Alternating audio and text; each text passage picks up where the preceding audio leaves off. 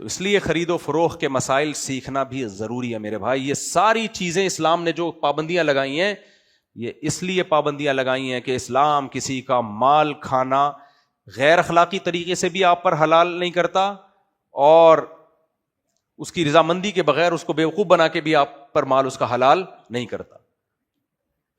الخراج بالضمان مشہور قاعدہ فقہ کا کہ نفع اسی کا اٹھا سکتے ہو جس کا رسک بھی آپ لیتے ہو, جس کا نقصان بھی آپ اٹھا سکتے ہو. اب یہ جو فارسٹ ٹریڈنگ میں جوئے کھیلے جا رہے ہیں یہ سارے یہی تو ہیں. فیوچر سیل ہو رہی ہے اسٹاک ایکسچینج میں, فارورڈ سیل ہو رہی ہے, کیا ہے یہ؟ سٹے بازی ہے, حرام ہے, ناجائز ہے. اچھا, جائز کرنے والے مفتی آپ کو مارکیٹ میں ہر جگہ ملیں. غامدی صاحب نے تو خالصتاً جو حرام سود تھا جس کی کوئی گنجائش نہیں تھی اس کو بھی حلال کر دیا. بڑی جرت دلیری کی بات ہے یار. اعلان جنگ ہے اللہ کا سود کے خلاف. کتنی شدید وعیدیں ہیں, کتنے حرام سے حلال کیا. ہمارے ایک دوست ہیں, بڑی بحث کی, انہوں نے کہا وہ یہی بزنس کرتے ہیں کرنسی کا نا, ڈالر کو بیچ کے مہنگے داموں خرید, ڈالر کو ہی مہنگے خرید رہے ہوتے ہیں. میں ان کو بہت سمجھایا حرام ہے. انہوں نے کہا جناب غامدی صاحب کا فتویٰ. میں نے کہا یار غامدی صاحب تو حضرت عیسیٰ علیہ السلام کی حیات کا انکار کرتے ہیں. غامدی صاحب کوئی ریلائبل مفتی نہیں ہے. کتابیں پڑھ کے کوئی ڈاکٹر بن سکتا ہے؟ پریکٹس ہونی چاہیے کسی کلینک میں. علماء کا ایک سلسلہ ہے. لوگ جواب میں پتہ ہے کیا کہتے ہیں؟ یہود و نصاراؤں میں بھی تو اکثریت گمراہ ہے, وہ بھی تو مکھی پہ مکھی بٹھاتے تھے, اپنے بڑوں کو فالو کرتے تھے, اور قرآن نے ان کی برائیاں بیان کی کہ ان کے علماء گمراہ تھے, تو مسلمانوں میں نہیں ہو سکتے. اس کا جواب ہے کہ نہیں ہو سکتے, اس لیے کہ اس امت کی حفاظت کا اللہ نے وعدہ کیا ہے. یہ امت اتنے بڑے پیمانے پر گمراہ نہیں ہو سکتی کہ غامدی صحیح ہو باقی سارے گمراہ ہو جائیں. نا نا نا نا, اس امت کی دیکھو تورات میں تحریف ہو سکتی ہے کہ نہیں ہو سکتی؟ کیوں؟ تورات کی حفاظت کا اللہ نے وعدہ نہیں کیا. انجیل میں تحریف ممکن تھی کہ نہیں تھی؟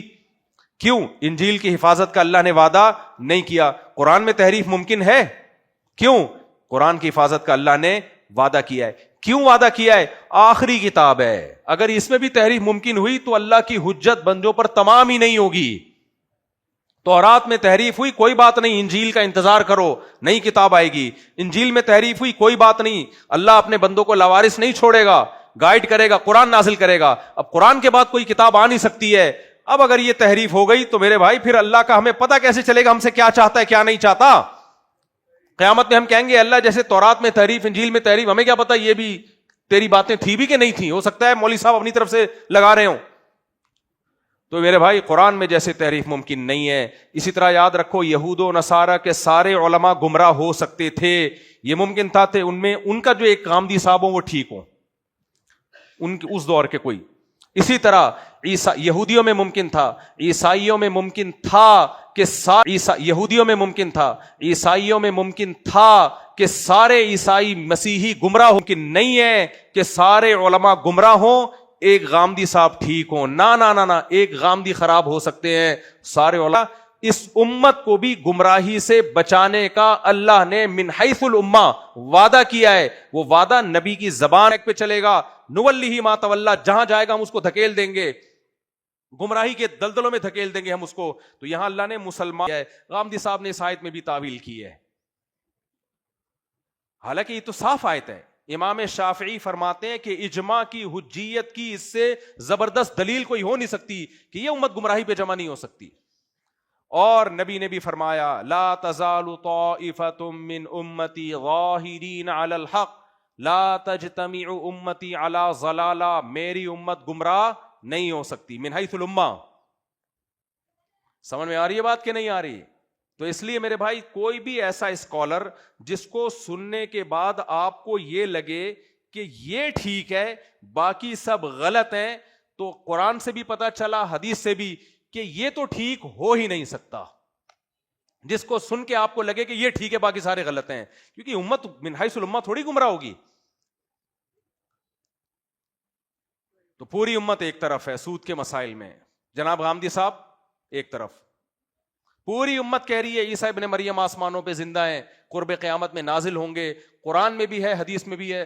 غامدی صاحب کہتے ہیں وفات ہو گئی ان کی. پوری امت کہتی ہے شادی شدہ مرد اگر زنا کرتا ہو تو اس کی سزا سنسار ہے، کیونکہ متواتر حدیثیں اس بارے میں، اجماع امت ہے. غامدی صاحب کہتے ہیں نہ، شادی شدہ مرد اگر زنا کرے اس کی سزا سنسار نہیں ہے. قرآن مجید میں پہلے سنسار کا حکم تھا، یہ آیتیں نکالی گئی ہیں. نبی صلی اللہ علیہ وسلم نے ان آیتوں کو، بعض دفعہ قرآن کی تلاوت منسوخ ہوتی ہے، حکم منسوخ نہیں ہوتا. یہاں سے غامدی صاحب نے کہا دیکھو تلاوت منسوخ ہے، اس کا مطلب حکم بھی منسوخ ہے. نا نا نا نا نا, نا. تلاوت منسوخ ہوئی ہے، حکم منسوخ ہوتا تو نبی صلی اللہ علیہ وسلم شادی شدہ کو رجم نہ کرتے، پوری امت کا اجماع نہ ہوتا. علامہ ابن کثیر نے لکھا ہے کہ سوال پیدا ہوتا ہے کہ جب تلاوت منسوخ ہو گئی تو اللہ نے حکم کو کیوں باقی رکھا؟ تو انہوں نے فرمایا یہ بتانے کے لیے کہ اس امت میں اجماع امت کی بھی وہی حیثیت ہے جو قرآن کی آیت کی حیثیت ہے. اللہ کی مرضی ہے،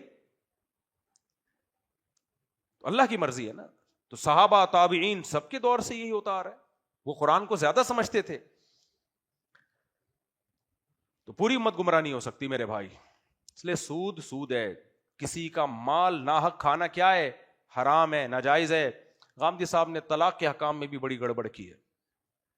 قرآن مجید طلاق کے حکام بیان کرتا ہے، الطلاق مرتان، طلاقیں 2 مرتبہ، تیسری مرتبہ دے دی تو بیوی حلال نہیں ہے. غامدی صاحب نے کہا حکومت کے لیے جائز ہے کہ وہ انتظامی طور پر طلاق کے حکام خود وضع کرے کہ کیسے نکاح کو ختم کیا جا سکتا ہے. اگر گورنمنٹ کو اس کی زمانے کے حساب سے تبدیلی کی اجازت ہوتی تو قرآن آسمان سے طلاق کے حکام کیوں نازل کرتا؟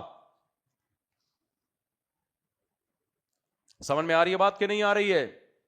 تو میرے بھائی دین میری اور آپ کی مرضی کا نہیں ہے. میں نے یہاں سے شروع کیا تھا، اب اسی پہ میں ختم کرتا ہوں کہ اللیگل اور لیگل ہونا الگ چیز ہے، حلال و حرام ہونا الگ چیز ہے. لیگل یا اللیگل کرنا گورنمنٹ کا کام ہے، حلال و حرام کرنا کس کا کام ہے؟ اللہ کا کام ہے. لیگل کو حکومت قانون پاس کر کے اللیگل بھی کر سکتی ہے اور اللیگل کو حکومت قانون پاس کر کے لیگل بھی کر سکتی ہے. لیکن نبی صلی اللہ علیہ وسلم کی وفات کے وقت جو حلال تھا قیامت تک حلال رہے گا، جو حرام تھا قیامت تک حرام رہے گا. نبی صلی اللہ علیہ وسلم کی وفات کے وقت زبان سے 3 ٹائم ڈیورس اگر آپ نے نکال دی تو وہ بیوی حرام تھی، قیامت تک حرام رہے گی، آپ کے لیے حلال نہیں ہو سکتی، چاہے کوئی قانون کتنا ہی مضبوط ہو. نبی صلی اللہ علیہ وسلم کی وفات کے وقت قرآن سے بھی، حدیث سے بھی، اجماع سے بھی پتہ چلتا ہے کہ نکاح میں آنے کا عورت کو اختیار تھا، وہ زبان سے قبول بولے یا سر ہلائے تو وہ نکاح میں آئے گی، اس کی مرضی کے بغیر اس کا نکاح نہیں ہوتا. لیکن نکاح سے جانے کا، نکاح سے نکالنے کا رائٹ کس کے پاس ہے؟ شوہر کے پاس ہے. گورنمنٹ اگر یہ رائٹ عورت کو دے دے اس کی شرعی طور پر کوئی حیثیت نہیں ہے، کیونکہ اللہ نے بیوی کو یہ کہا ہے کہ تم 2 طرح سے شوہر کی نکاح سے نکل سکتی ہو، یا تو وہ ڈیورس دے یا تم اس سے خلا لو. اور قرآن کہتا ہے خلا میاں بیوی کا ایگریمنٹ ہے، بیوی کی طرف سے مطالبہ ہوگا، شوہر اس مطالبے کو قبول کرے گا اور اس کے معاوضے میں کچھ پیسے لے لے گا یا مہر معاف کروائے گا. دونوں کے ایگریمنٹ سے یہ جدائی ہوگی تو نکاح کیا کہلائے گا؟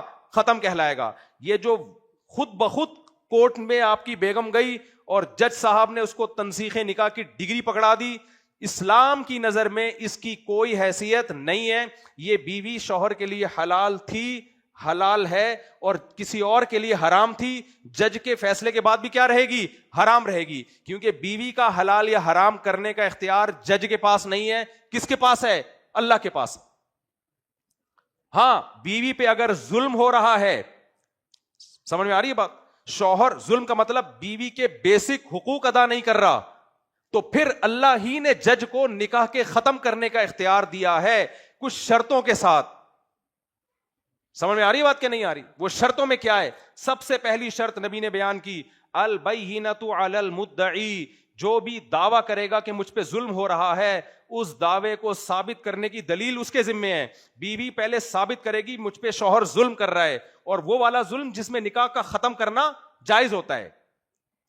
چھوٹا موٹا زیادتی تو ہر ایک دوسرے کے ساتھ کر رہے ہوتے ہیں. کچھ ظلم ایسے سنگین نوعیت کے ہیں کہ اس میں شریعت نے عورت کو یہ رائٹ دیا ہے کہ شوہر اگر اس ظلم سے باز نہیں آ رہا, مثال کے طور پر ایک ظلم یہ ہے کہ نہ بیوی کو رکھ رہا ہے نہ چھوڑ رہا ہے. کتنے لوگ ہیں شادی کی اور ملک سے باہر چلے گئے, بھائی لے کے جاؤ اس کو یار, نہیں جی میں چھوڑوں گا بھی نہیں, میں رکھوں گا بھی نہیں. یا رکھ لیا, بنیادی نان نفقہ ہی نہیں دے رہا اس کو, جو اس کا بیسک رائٹ ہے وہ بھی نہیں دے رہا, تو کہاں جائے گی بھائی؟ کیا زہر کھائے گی؟ کیا کھائے گی وہ؟ تو آپ بیسک حقوق تو ادا کرو اس کے.